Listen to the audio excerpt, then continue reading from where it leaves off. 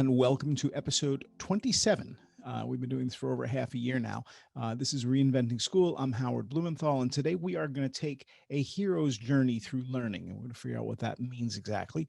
Part of the fun of doing a journey, at least with me, is I don't necessarily have a map, and I don't necessarily ask for directions. So we will see where this goes. So with that, I am absolutely thrilled to say hello to Chris Vogler, who actually was a huge influence on me in writing a whole lot of stories and scripts. He's the author. This is now the 25th edition of a book called The Writer's Journey. So Chris, say hello as I drop your book. Hello there. Tell us about you just very briefly, and then we'll kind of go around the horn. Well, I'm best known for this book, and it's become a textbook.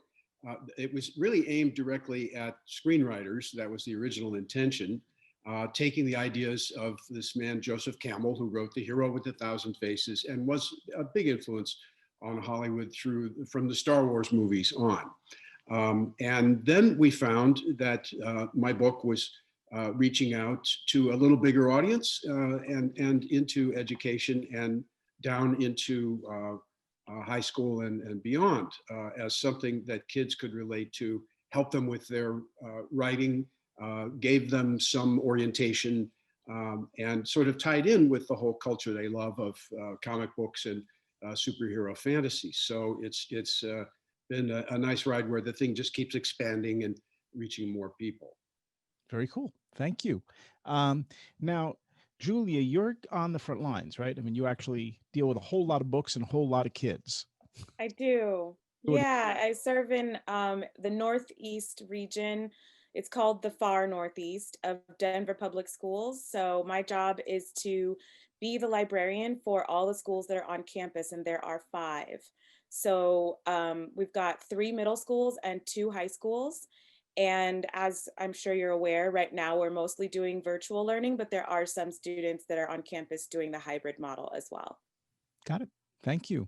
Will, your involvement in all of this comes from a very different angle, and please tell us about both the college and also about the Mythology channel. Do I have that right? Oh, thank you for asking. Yes, absolutely. Well, I am one of those many teachers who teaches Chris's work and also The Hero with a Thousand Faces by Joseph Campbell. I've worked for the Joseph Campbell Foundation for many years and have been cultivating a relationship with this content in a classroom, not just for filmmakers, but for artists throughout my college, which is Hussian College. So that includes dancers, filmmakers, yes, but also musical theater majors and other performing artists. And so I get the privilege of trying to make sure, as Chris is saying, that this reaches a larger set of storytellers. I come from an academic background, and so it's really a privilege to get to work with creatives as a mythologist. And the Mythology channel is an organization that I put together to just run events to talk about mythology and where mythology meets storytelling. And so that community really kind of grew, obviously, when COVID hit, and we went from meeting in a living room in Southern California to inviting all our friends from all over the world to join us online. Chris did the first online event with us last March. Very cool. Now we have, this is something that happens on the show often. We have a Julia and we have a Julie. You know, we just kind of roll with it. So there we are. So Julie, you've taken on sort of the awesome task of trying to educate adults, and that can't be easy. No, although I think it's maybe more challenging to educate the children. Yes, I teach part-time at Harvard Extension School. I 2 courses, one called The Authentic Leader, organizations. I'm also of a nonprofit called the Institute for the Future of Learning, and I wrote a book called The Human Side of Changing Education. And we're having a little bit of sound issue with you, so I'm hoping you can kind of sprinkle some dust on your computer or similar. But we got most of it, and I should remind everybody that if you are interested in biographies, they're a little more extensive on our website, www.reinventing.school, and you'll see that flash by a few times. So all right, so let me roll back to when I became familiar with the writer's journey. So I have done a lot of writing. I've written a lot of books, journalists, all sorts of stuff. But I was faced with the very difficult task of trying to figure out what public media might look like on the internet in a near-term future. And I wanted to do something that had the importance of Sesame Street. And I figured, well, you got to start somewhere. So I went to College Park, the Maryland Library in College Park, and there we are. All right, wait, we have another guest who's joining us. So before I tell my story, who just joined us? This is my daughter, Josie, and she is a junior here in Colorado as well. Cool. So I messaged her and let her know that she was welcome. So here she is. Great. Thank you. Hi. Hi. And I'm hoping that you will join us in the conversation the whole way. So just kind of hang out for as long as you can. And if you find that you have other work to do, just tell us and all that.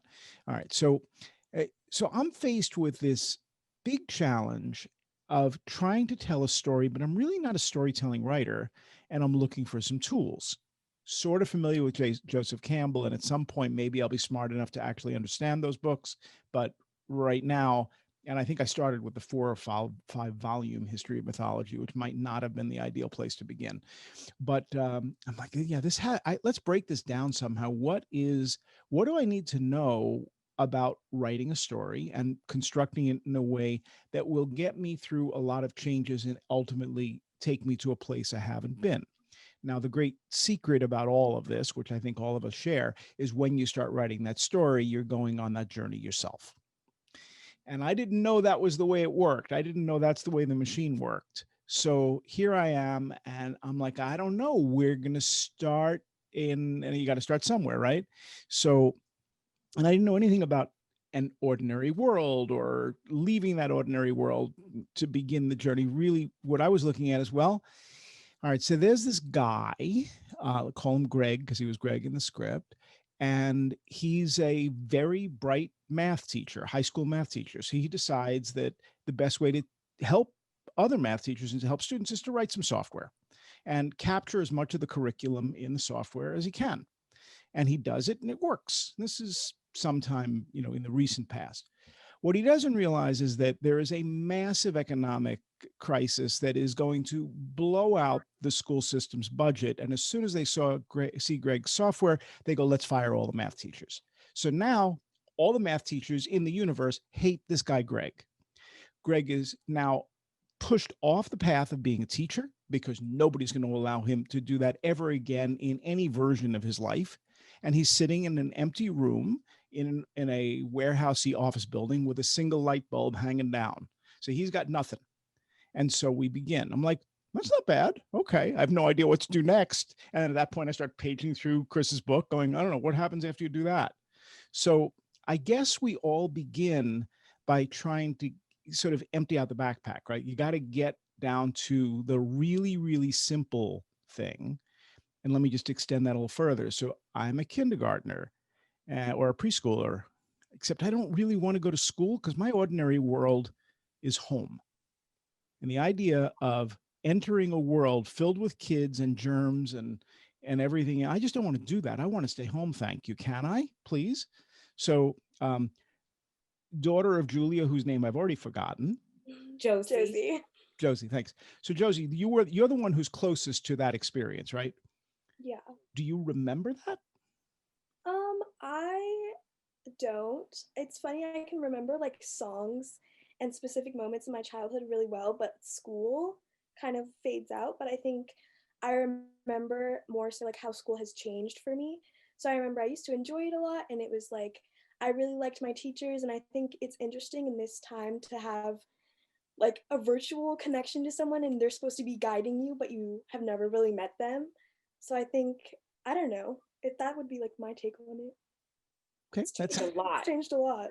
Yeah, sounds kind of mythic too, right? So the story, the beginning of the story that I just laid out, is that how every student begins? Do you start with nothing? Like, how do you separate from that initial world of home and safe and family and begin the journey? And do students perceive that as a journey, or they just go, no, I'm just going to school?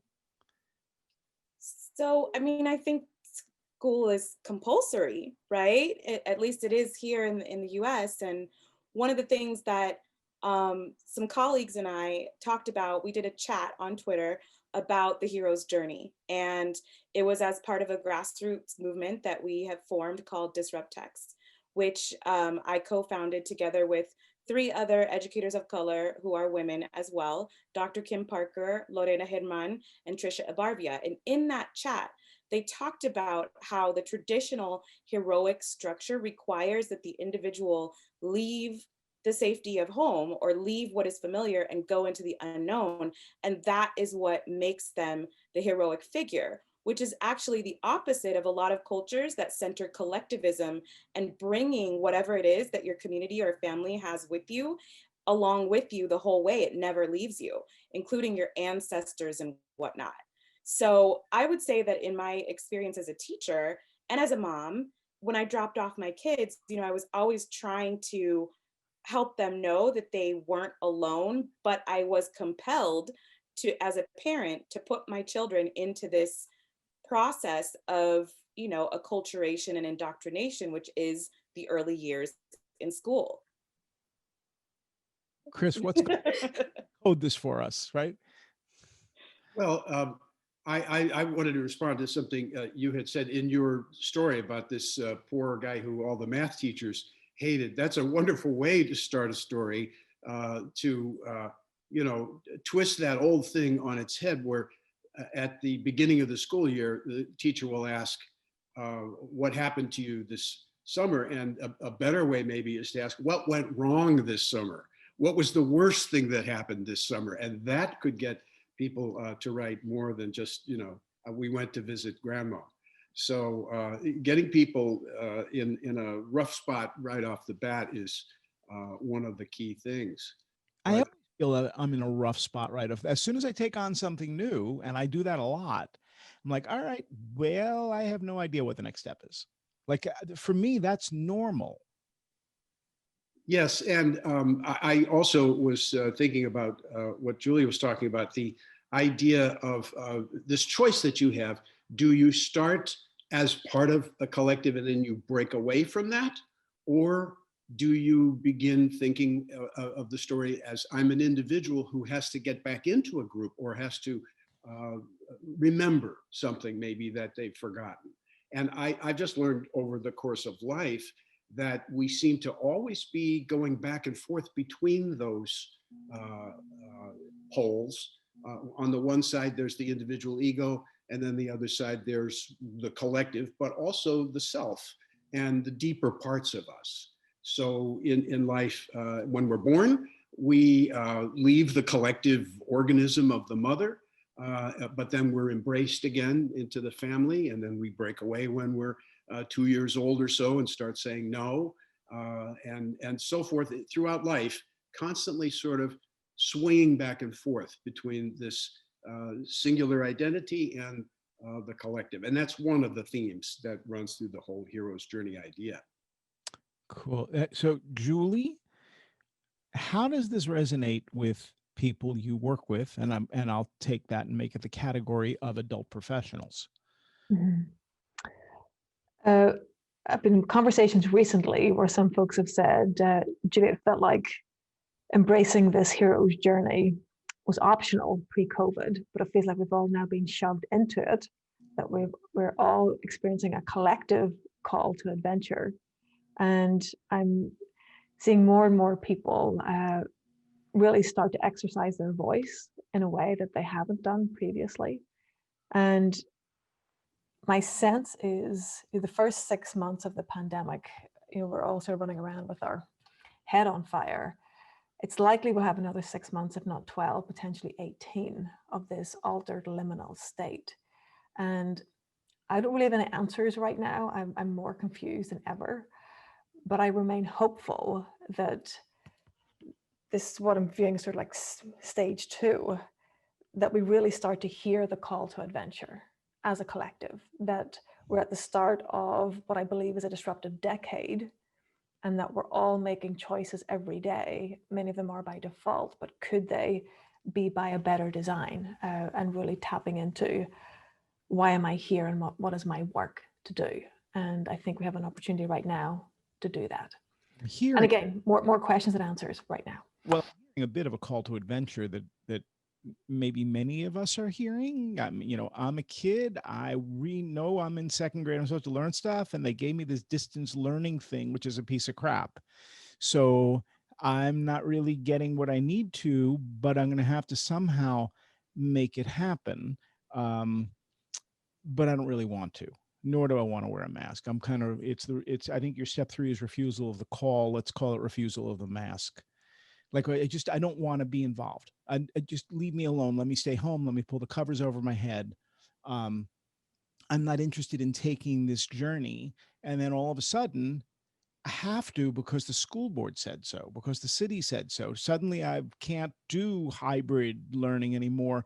It's 5-day-a-week school. It's like, well, I'm terrified. Any parallels here? Will, you know this routine, sort of? Will, you're muted. There we go. Yeah, we think about this every time our students come into school. It's one of the analogies we make of the hero's journey. We're in a studio, so literally we call them to come to school. They travel across the country. They go through the studio's gates where the rules are different, and they don't know anything or about how anything works at first, but then they will be initiated and transformed into some new knowledge that they were seeking. And I think that one of the crucial things about this journey, and going back to your original question about first day of school, and I remember mine, and my parents went with me, and I think that this activates not just the mentor or guide archetype, but more specifically the psychopomp. The psychopomp is somebody who has gone there before.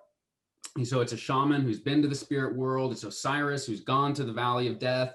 It's somebody who's the sun who's traveled through the night, and you're going to follow the sun because the sun's already gone through the night and already gone through death. You're going to follow the So I think the psychopomp, like Obi-Wan Kenobi, has been there, done that, basically comes from that world, but that is living in the periphery of the known world. So we know our parents as these adventurers who know this outside world. We just haven't gone out there yet. And when we first go out, it's with our parents as our psychopomps, these leaders. And so hopefully when we do venture out, it's with these people that are from our home, but that have done this journey before. Terrifying. Julia, how much of this is terrifying for you? To add to that, I mean, Josie just started driving this year. What a time to get your license and be out there when you really can't be out there. So I think that she's a perfect one to talk about that space between leaving the known world or leaving what you know and going out there into adulthood. Do you want to tell them about what you've been thinking about in terms of life after high school? I don't know. I think it's been a weird year, of course, because of everything, but you go into high school and you know that junior year is going to be difficult. So you're like, okay, SATs, I'm going to college soon. I turned 17 in 3 months now. And then I get here and it's, we don't have prom. We don't have junior year orientation. We don't have everything that you kind of thought you were going to have. And so now it's kind of like on top of worrying about what am I going to do with my life, it's like, how am I going to get through this kind of like just junior year that's the transitional phase. Yeah. So I think the hardest part for me has been feeling alone. Like I live with an English teacher, so it's been really nice in my English classes, and I'm taking AP Lang this year, so I have that aspect of having a teacher mom, which is really nice, but other people don't have that. And so I think already in high school you're like, oh, I'm different from everyone, but this has kind of really ramped that up. So, and I cannot help with math, so my son is out here doing the very best that he can, but instruction has really changed. And I think about, she's a junior, about to be a second semester junior. So right now would be the time when she'd be getting all this counseling about secondary institutions, colleges, universities. She would have all these people helping her to guide her. And in a lot of places, I'll just be honest, that's not happening. Chris, this is to a hammer, everything is a nail. Every word that I'm hearing the two of them say feels to me like, well, you're approaching the threshold. I'm like, all I want to do is impose this mythological structure on their ordinary lives. Is that because all ordinary lives have this structure and we're just not telling people that? Or is this just such an extraordinary time that everybody is sort of thrust into this motion picture together? Well, it's both, because yes, you're living through something unique. Everybody I'm talking to, every kid who's in the educational system is going through a science fiction story that's as bizarre and scary as many of the things that you used to think were just entertainment, but now they're real. But it's also a very human thing. Even with the most modest processes of life, you translate that into this hero's journey thing. I remember I taught a workshop in Belfast, Ireland, and I told the people the structure of this journey where you go into the underworld and you're transformed by it and so forth. And at the break, we looked outside and there was a climbing wall in the facility.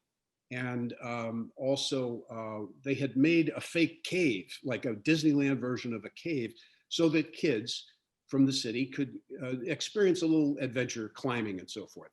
And the adults in my class dashed out there and said, let's climb the wall and go down into the cave and do all of this hero's journey stuff. They translated it, they translated the break into a hero's journey adventure. So it's just one of the tools that human beings have to deal with things like this. And I loved what Julie said, that the thing was optional. You're right about that. It was optional and it was kind of decorative and a fun part of our lives, but it was made for times like this. And it's come into its own now. And I think it is a valuable magnetic compass or something that is going to help guide us through if we make use of it. It's so weird. I mean, let's all acknowledge, to be living through a time like this. And in some ways, I feel as though you've written a guidebook for that. I mean, in some ways, I keep thinking, well, is this the central ordeal, or are we still in the first wave? Like, at what point does it be like, no, now we're really serious? It's like, how many people have to die, or how? Like, okay, so you guys. So last week we had a group of people who were scientists and pretty serious medical folks on the who study viruses and the like. And I walked away from it thinking, gee, there's a lot we don't know. We've been in this for a while now. I was kind of hoping we knew more than we do. And again, I'm going to map that back to maybe we're only beginning this journey, and maybe this is the first virus. Maybe this isn't the virus. Like maybe we'll all be looking back going, oh, remember Corona-19? That was so easy by comparison. This is like, why can't we do that again? So you wonder how deep the hole is. And of course, you don't know that until you start falling into the hole, then having to find a way to get out of the hole, right? And not everybody will, because this is a pretty dangerous journey that we're on, right? And we seem to have a lot of people who don't seem to be taking it as seriously, or don't have the same belief system, or whatever it is. And then that's all compounded by the idea that at some point there is this mentor who shows up, right?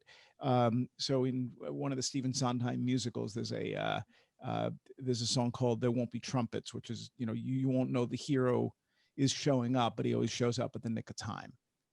Can I add something here? I think it's really important to recognize that in most of the heroic tales or journeys that we read about or teach about, the heroes got some specific qualities or traits.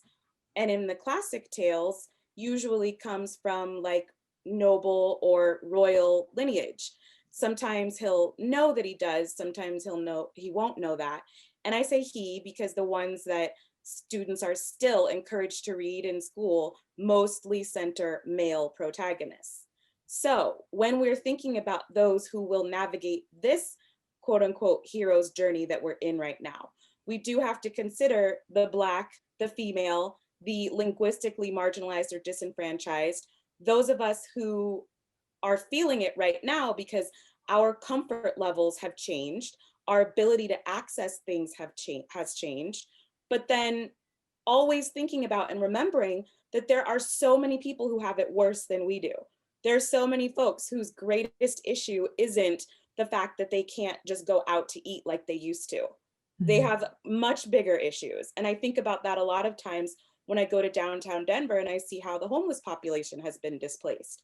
So, you know, just remembering too that when we think about the hero's journey, I always think about what tools I've been given and what tools Josie has here that will, even though this is a tremendous inconvenience, it's scary, lots of people are dying, this is affecting us all, we are still so privileged and advantaged in a lot of respects when we think about other folks in other parts of the world, but also just next door who don't have enough to eat. And I'm really thinking about that because I do have students who are trying to navigate online school using their phone Wi-Fi because they're living in their car. So like, that's very real, you know, and I don't have solutions for that. Well, but you bring up a bunch of very important points, but one of them, just to kind of stay with the journey part of this, is everybody we may all be on a journey, but we may not be on the same journey, and we may intersect a little bit. It's a bit like, hey, what are you doing in my dream? You know, it's a little bit of that too, right? Or nightmare. Yes. Or nightmare. There you go. So have a certain amount of where we all begin at a different spot. We all have very different high points and low points. We interpret all of the signs and symbols in very different ways. And yet we all think that our journey is uniquely ours.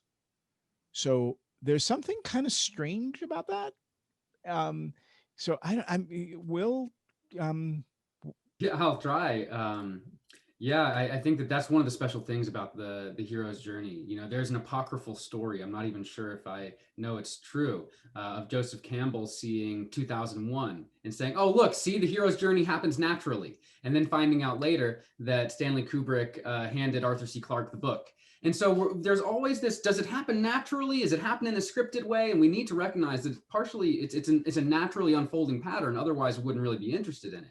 Neil Gaiman was like, I'm going to quit reading The Hero of a Thousand Faces because it might mess up my natural organic relationship with it, you know? And so I think, you know, to another point that Julia was making, the protagonist needs to be a character when the protagonist shouldn't start out a hero, like they've already got it figured out and they're the ones in power, they're right. The protagonist is the one that's going to go through an arc that will lead to empowerment. To greater empowerment and change. And so when we think about who are the protagonists, who is carrying the protagonism in our culture today, it's the people that are in the middle of their situation changing and fighting for their situation to move forward. And you know, others might be supporting that and doing different roles, and so others might be mistaking and believing that they're in a protagonist role when they're not the ones that need radical change in their position in the world. So I think that that's one of the big things to keep in mind is, you know, where is the protagonism, and you know, I'll kind of leave it at that. So that means the hero of our journey that we're all independently going through together, I don't know how to say that, is somebody who is more likely not the president of the United States. It's more likely somebody who was at a Black Lives Matter protest. It's more likely somebody who was in a situation and realized they must do something, and that something is for them, but it turns out to be for the community. Is that, Chris? Well, I don't want to say that nobody should be the hero of their own lives or do their best to bring about the most change they can, or that anybody doesn't have something that they need to work through and make themselves whole. So we all have our hero's journeys, you might say. But I think that one of the big misses, and this has been clarified to me, you know, I can't say I figured this out on my own. One of the big misses is when I've heard it said that one of the most dangerous lenses in the world is when people see themselves as the hero in everything they're doing, right? And so that's something we have to be wary of and careful about, and to acknowledge and recognize the heroism that others are pursuing and participating in and leading, and on an individual and collective level. So Julie, this is going to sound really childish, but I'll go for it anyway. So you work with business people. One of those business people is likely to be an aggressive boss type, let's say. He says, well, I'll be the hero because that's what I am, right? So deconstruct that, like, Because I mean, having been in corporate situations, that's where I see some people going. It's inconceivable to them that they're not the hero. Mm-hmm. Yeah, oftentimes, again, this is just my experience. I'm the hero is a facade, and it's a cover for feeling afraid. It's more armor, it's bravado. And oftentimes if I'm coaching somebody one-on-one and we do a 360 and that person gets some feedback, it can be really hard to hear. And that's when I see folks switching in and out of call to adventure and refusal of the call, because part of it lands really deep and then it's immediately rejected, and then it lands again and then it's rejected. And it doesn't, the deeper it goes, the less they're able to ignore it. So I see the folks saying, hey, I'm a hero, as being more of a more bravado. In my work with teachers, I actually stopped calling it the hero's journey. I started to call it the learner's journey, because so many folks would come up to me at the end and say, okay, Judy, first of all, I'm not a hero, but let me tell you about an idea I have to change my school. And right there, call to adventure. And then they would talk about the fears, uncertainties, and doubts. And they'd talk about somebody who was helping, and the narrative arc was right there. So I started to call it the learner's journey. I put hero's journey and then, larger parentheses, learner's journey. And then I found teachers could really embrace it and see themselves. It's a little bit like, having courage is not the absence of fear. Fear is required. You're not being courageous unless you're fearful. The true heroism is, I think, as we're all saying here, not seeing yourself as that hero. Even as you come around full circle, it's more of a lens, I think, of mentorship as opposed to heroism. Chris, this is pretty complicated. Yes, I'm sitting here thinking that. One thought is that words are thought of as baggage. They accumulate baggage. They have boundaries. Certain ideas go in there, and a single word can contain many things, but it also shuts out other things. So we always have to squeeze our words, like hero or adventure, any of these terms, drama.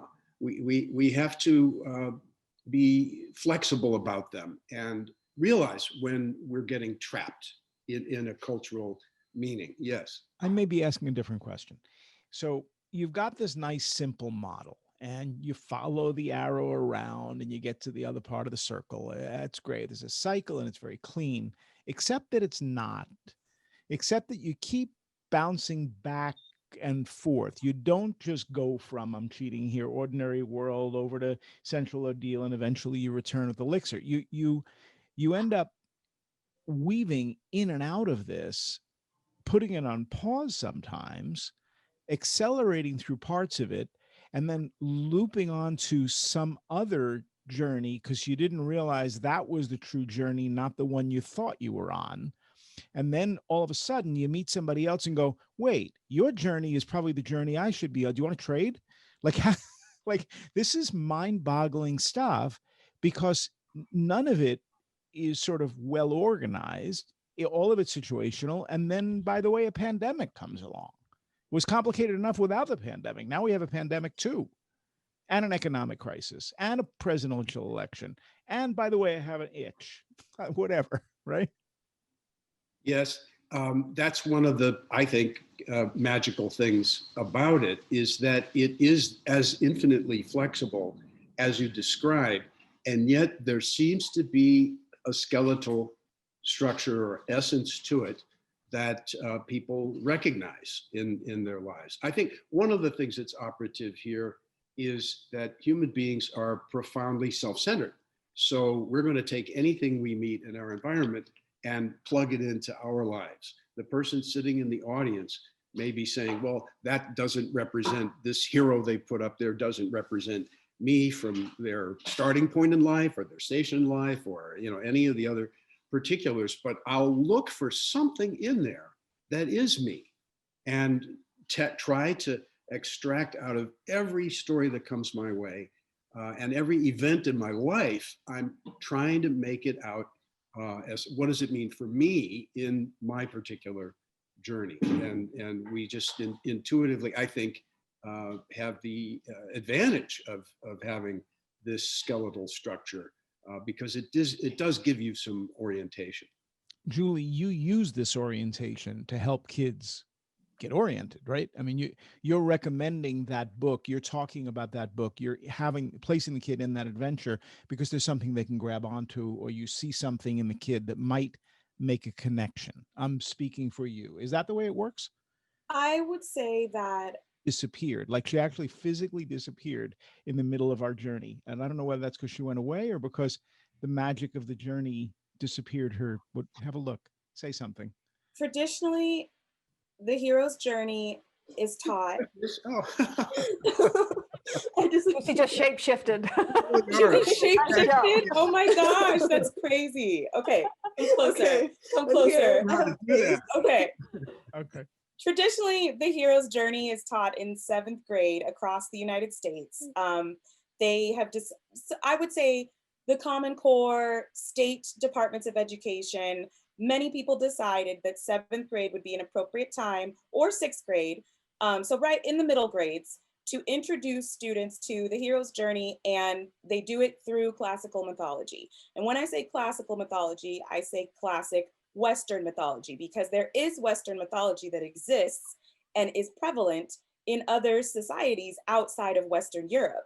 And the tragedy is that that's not often explored in our schools because folks prioritize, Perseus and Theseus and all of the ESs.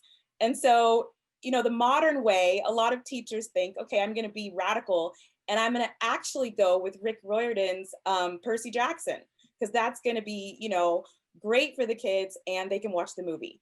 Now, I realize I sound a bit condescending, and that is probably because I work with mostly Black and Brown students. 98% of the students in my school are Black and Brown. So going back to what was said earlier about lacking imagination for yourself, if you see heroism as belonging to people who are far away geographically, culturally distant by time, and then they don't look like you, how are you really going to have the imagination to see yourself as a hero or, a victor? And then if most of them are male as well, and the women serve as temptresses or like Medusa, or there's somebody who's just doing something destructive or, distracting the hero from achieving what they're supposed to achieve. So, one of the ways that I like to introduce students to modern adventure stories is through the dystopian books that are coming out that are written by own voices, authors of color. And I know that Nadia Corafor just won the Eisner for a graphic novel called LaGuardia, which is an incredible dystopian story that it really is not too different from a movie from a few years ago called Children of Men, that deals with xenophobia, it deals with racism, it deals with plagues, and it's a British movie, I believe, and Clive, I hope I got his name right, Clive Olsen, perhaps. Anyway, all I can tell you is that I think that the more versions or iterations of what heroism can look like, the better. And I'm looking at my friend and colleague, Dr. Kim Parker's tweet, where she says that she's reading We Set the Dark on Fire, which is a recently published YA book that has a hero's journey, but the protagonist is fighting for her community despite all the obstacles against it. So one of the things that is part of my social justice work within my community is to teach my students about the critique of social oppression, which means that you're critiquing oppressive forces for the good of the whole, not just yourself. So you're not indulging in self-defeating resistance, which means you don't like school, so you're going to put your head down and not participate. You are instead deciding to embark on the heroic adventure, if you want to call it that, of getting involved in protests, in rallies, in voter, undoing voter suppression, whatever it is that you want to do for the good of the community. So that's, a lot of the work that I do. That was great. A whole bunch of questions has come up. Let me ask Chris the first of my little list. So is there a standard one size fits all version of the journey and your book, The Writer's Journey? Do we need to adapt it based upon what Julia laid out for us, or does it apply in all situations? How much can you extend this, pull it in every direction, thicken it and thin it out? Or do we need a second or a fifth or 20 different versions? I think right there at the end you get to it that there will be multiple expressions of something, which I believe exists as a Platonic form somewhere in a perfect form where it's not subject to language and culture and all the other defining things. It's there, it's real. And everybody in all cultures seems to recognize some kind of form like this. But you get trapped by language when you get down to he and hero and we and all these other limiting things. I just take my own experience. I saw what Campbell did, which was in response to what other people had done, which was in response to what other people had done. And I liken it to being in the woods and seeing some enormous dinosaur go by between the trees. So I could see, look, there's part of a neck and a foot. And Campbell was standing someplace else and saw another thing and described it in its pieces. And so I think, and I'm so happy that women and people all across any spectrum you choose are examining this with a keen eye and making it their own, and maybe demolishing my pattern, which is fine. I didn't destroy Campbell. I twisted it here and turned it there, and shaved off things that were for my specific channel, which was originally screenwriters.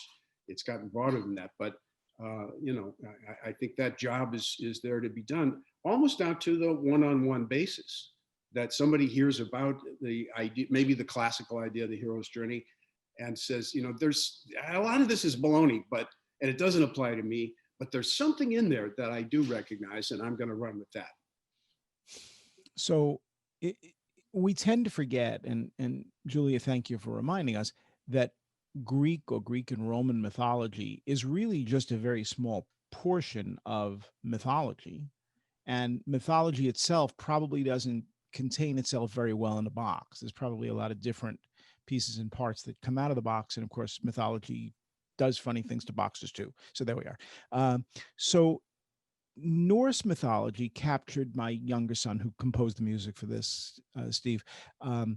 And he just thought it was so much cooler that I guess he was 7th grade maybe, than the Greek or the Roman stuff. It was just so much more extreme, but it spoke to him in ways that the Greek and the Roman mythology didn't.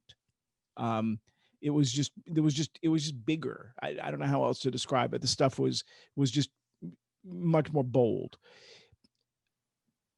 Are we responding to different mythologies ultimately? And Chris just happens to be the storefront on this, or do we need a very different interpretation of everything? And should there be,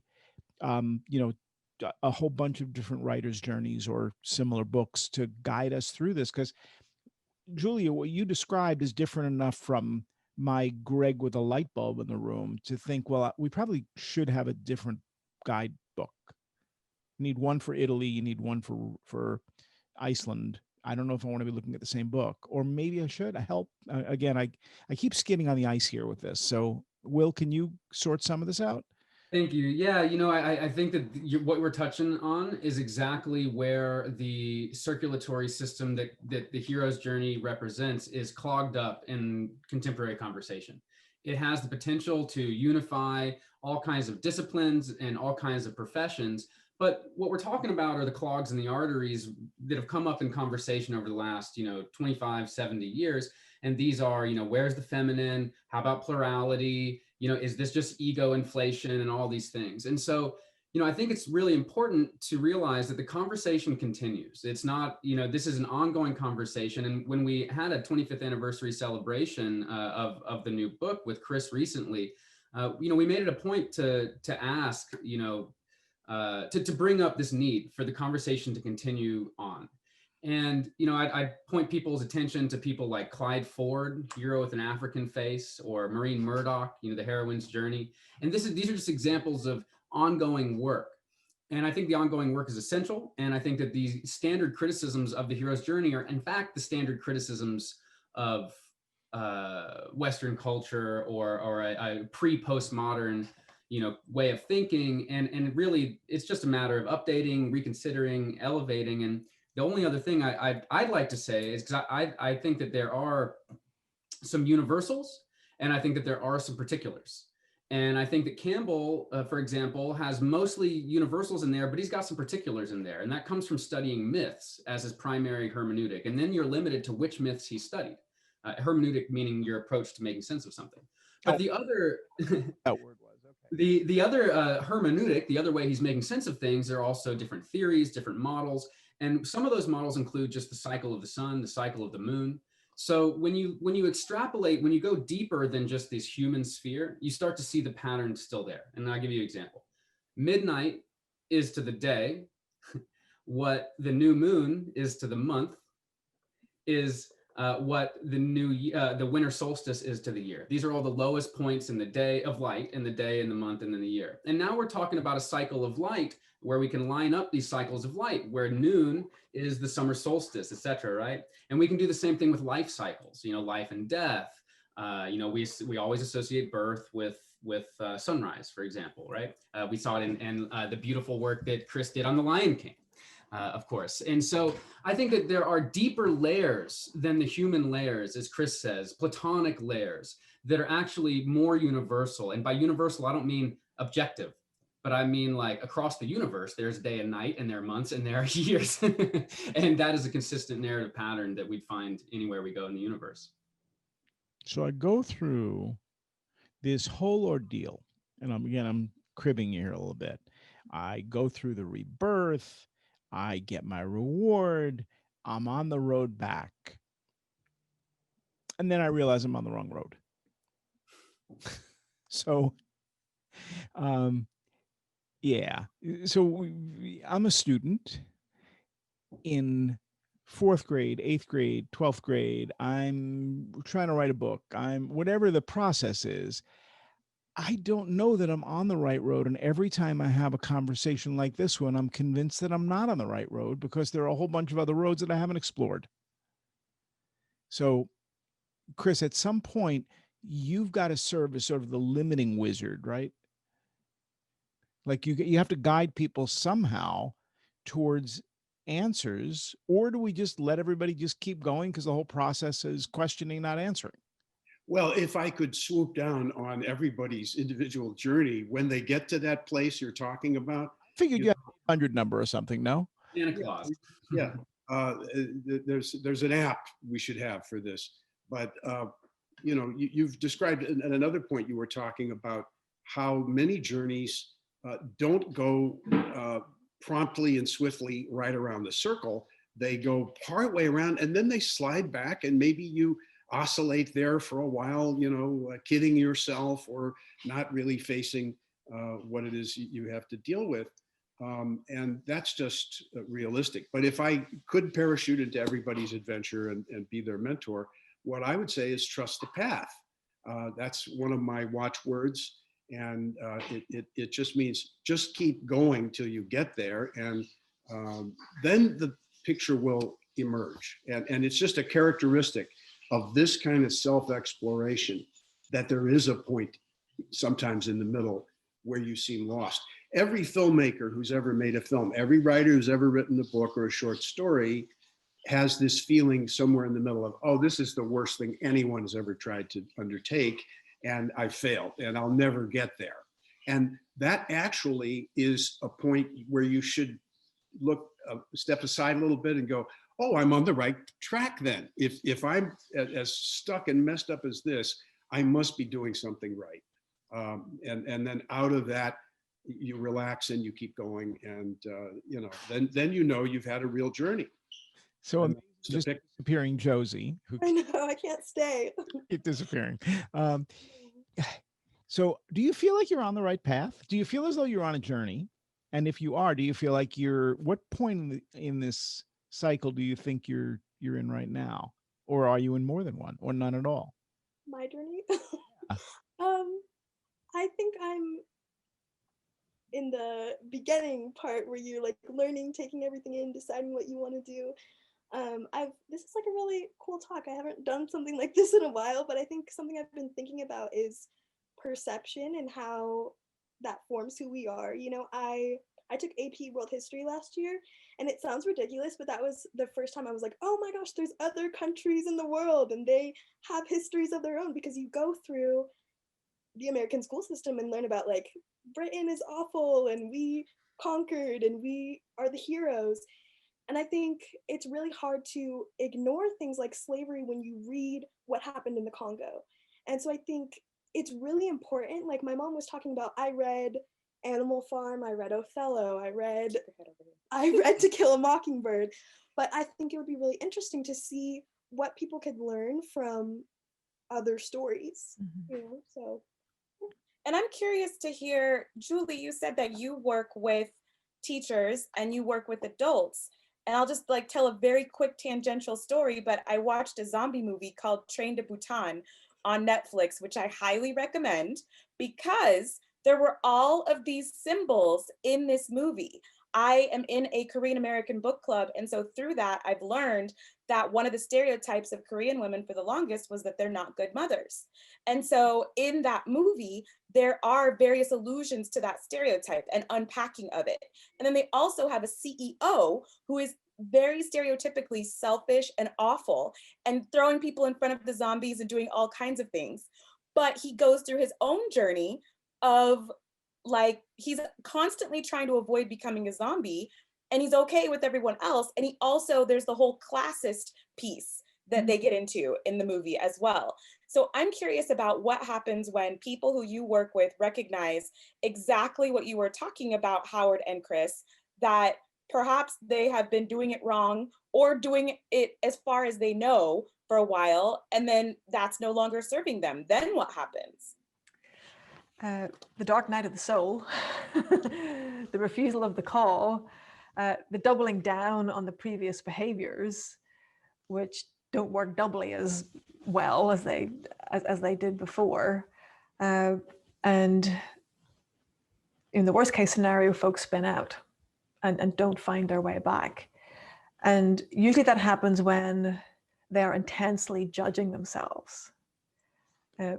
And it sounds counterintuitive, but the folks who are the most difficult need the most compassion, because they're in most circumstances reacting to what they experienced themselves at an earlier point in their life. And the more you push, the more they will push back. And I can't tell you the amount of times that I ask people to have compassion for themselves, because you can't have it for other people until you have it for themselves. And it might seem like they're on some hero's journey to be a better leader or CEO, but in fact, they're on a hero's journey to be more compassionate towards themselves. Yeah, this is a sneaky process, isn't it? Where you think you're on one level right below you, and it's like, so it's also sneaky because you don't necessarily do the whole circle, do you? Like in real life. In a movie, I guess you do, but in real life, maybe you just get stuck or go, you know what? I don't belong on this path. Like, is that just, a quitter? That's what we call the midlife crisis, right? I mean, thank you. Yes. Thank you. I think there are many circles. I guess you kind of asked me what part of my journey I'm on, and I think I've just finished my first part, like 16, getting a sense of self. If someone says something that I don't agree with, I know that I don't agree with it and why, because I kind of know who I am and what I believe in. So I'm like, got to that part feeling good, and then what's next? So I think there's a lot of stories within our story. I wanted to respond to what you said, Josie, about taking classes where you got this kind of overall picture of culture and civilization, because I remember that very well. It happened a little later to me in college.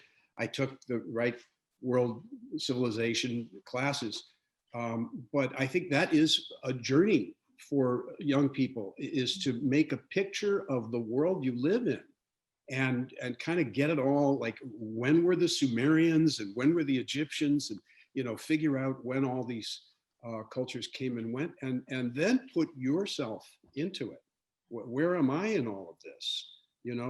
Or if my culture is not represented, well, there's something wrong with this picture. I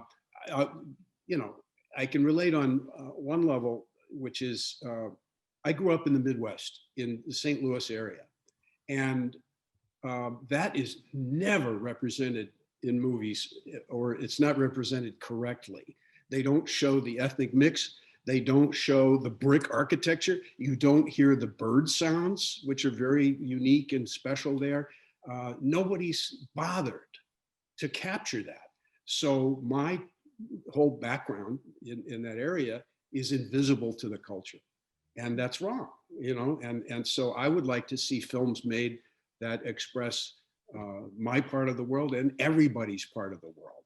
And it's really wrong if people are not in the picture, in the overall culture picture. It just makes you feel terrible. I mean, I understand in a very small way, because many other things, I matched up to the big cultural impression that's given. But, I feel it still, that my world is not there. So this is, part of your assignment, I think, is to find yourself and then tell your stories in whatever form that takes, a political career or teaching or whatever path you find. But that's there for you. And sometimes you're missing part of the story. It's not accessible. You can't go from step 4 to step 5 without looping out and coming back in. So for me, I was doing a lot of work about how you form identity. Part of the work I'm doing in how do you grow up in the 21st century. And I realized that I couldn't understand other people's stories unless I understood my story. Specifically, how did the family from Eastern Europe end up in the New York area at that point? But I wasn't really asking the story about the ship or anything else. I couldn't figure out how a small town family, poor, didn't speak English, outside Warsaw, Poland, somehow magically ended up on this gigantic steamship leaving England. Like, how did they get from Poland to England? So I called the Ellis Island Foundation, the Ellis Island researchers, and I asked them, and they said, everybody always asks about the crossing, but nobody ever asks about the land part of it, which seems so much more unlikely to me, because I couldn't kind of get my head back into what would have been like for my grandparents in that town, because I couldn't travel the journey even in my own head. And once I had that piece, all of a sudden, all the ancestry stuff and the genealogy stuff started making sense. But if you have something lodged in the middle of that storyline, it's very difficult to move forward. And I know that's true across many cultures. And it has to feel authentic to you, and you can't just do a magical leap. You actually have to walk those steps, or at least have a sense of others who did. So I don't know, is that too extreme, or does sort of every story at some point you've actually got to walk across that bridge? Seems to go back to that idea of, I heard a man last night, I attended one of the most radical webinars that I have ever seen in my life. It was phenomenal. And it was all Black men talking about the patriarchy and misogynoir as it exists within Black culture and society, Black Americans specifically. And one of the most interesting things that was said, and I wish I could remember the last name of the man who said it, but he's a gay former NFL player.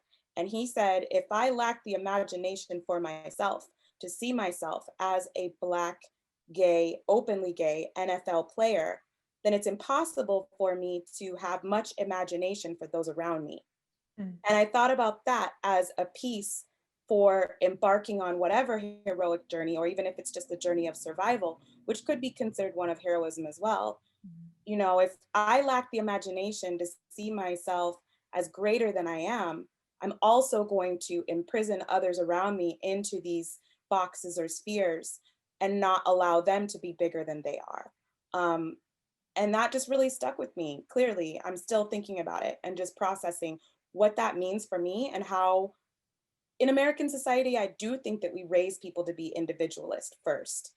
And I think that we could do some thinking about, and maybe in Western society, we raise people to be more individualist than collectivist. And I think we could really do some thinking now during this time when everything is being shaken up. We could come out the other side more focused on collectivism and toward, progressing together than individuals, even though I do say that individuals are needed for leadership and whatnot.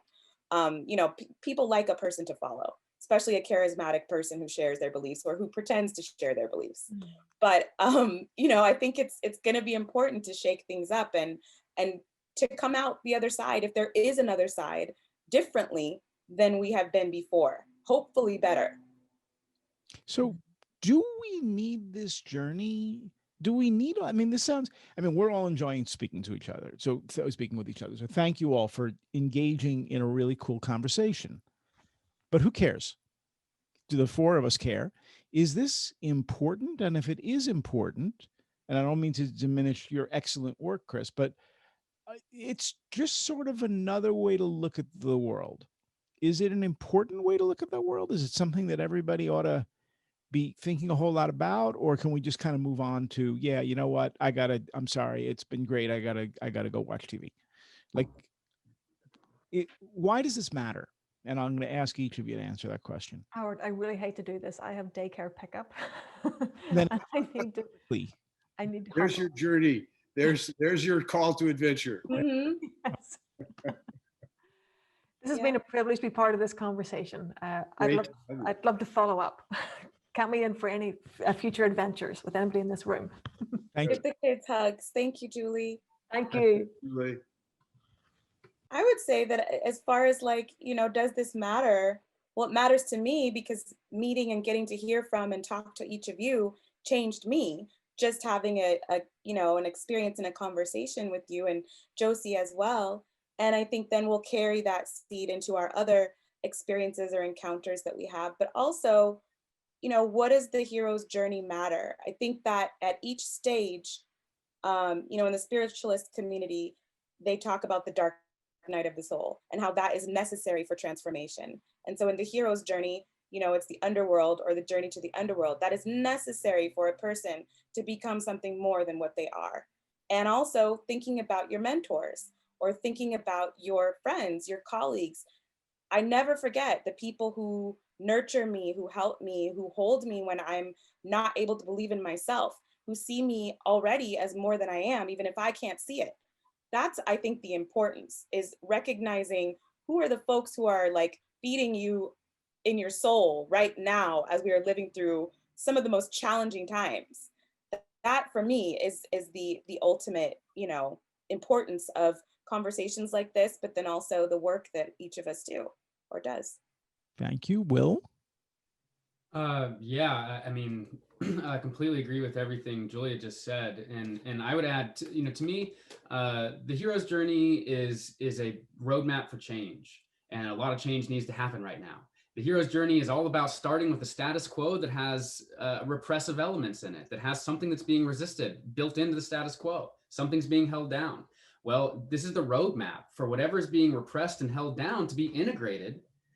And that's going to be what redeems the wasteland. A wasteland is the status quo repression and oppression. So the hero's journey is a process of change. If you want to bring change into the world, and this is in 2020, I think many of us do, this is a path of how do you actually get change to happen. And so this is a path where you start with where they are. You call them, you deal with resistances, you guide, and the whole thing. It's a path for integrating something repressed, oppressed, yet needed. And I think that's why it's really valuable, because there's some unfortunately repressed and oppressed and needed things if we want to redeem the wasteland we're in. Chris? Well, the only measure I have of the worthiness of things is it useful? And I think it is. I think it's useful in the sense that This idea of the journey is decorative, as I've said, and it's a wonderful thing to elaborate heroic stories. But I think it's useful in ordinary life because it gives meaning. It's a machine for giving meaning to things and for telling us, reassuring us that our life is part of something, that it had a purpose, that there was a reason that we have these seemingly random experiences. The story is something that we impose on it, on our chaotic experience, in order to have that feeling of this is meaningful, and my individual life meant something in the picture, and I think that's very, very deeply needed right now more than ever. When you look in the mirror of this book for your life, do you see a reflection? Yes, I do, in the sense that Will was talking about this, about mentors being those who have gone around once or twice, and I have been around several blocks in my life, and that has given me a little bit of perspective and some ability to transmit some of these things to people. And I'm just like a sheepdog that is really, my tail is only wagging when I'm herding the sheep, when I'm doing good, when I'm doing what I was made to do. So it's a match for me, and I think it serves a purpose, and especially in this chaotic extreme phase that we're going through, we need all these old orientation devices so that we can build a new world along different lines, as many people have mentioned. Kind of amazing how all this works. We're going to roll the credits. I'm hoping you guys can hang out for a few minutes afterwards. So thank you all, and thank you, Julie, and also Josie, who keeps disappearing on us. I figured I would. I know. I haven't had this time, so I'm feeling good. It's all mythology. All right, we'll roll the credits. Be back in a second.